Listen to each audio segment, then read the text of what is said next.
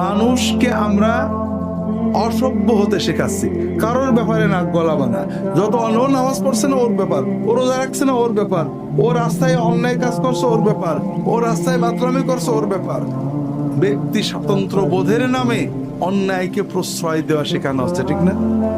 এর মাধ্যমে ইমানটাই নষ্ট হয়ে যায়। যখন আপনি অন্যায়কে দেখে মনে কোনো ঘৃণা থাকলো না, ওর কাজ ও করছে, আমার কি, আপনি নিশ্চিত হন যে আপনার ভিতরে কোনো ঈমান নেই। যে ঈমান অন্যায় দেখে নড়ে না, যে ঈমান আল্লাহর হুকুমের বিরোধিতা দেখে ব্যথা পায় না, ওই ঈমান না।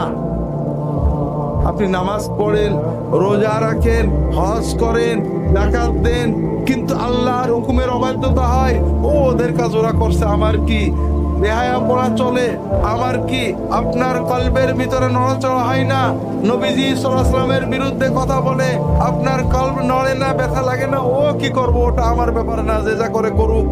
আপনি নিশ্চিত হন আপনার ভিতরে ঈমান বলে কিছু নেই।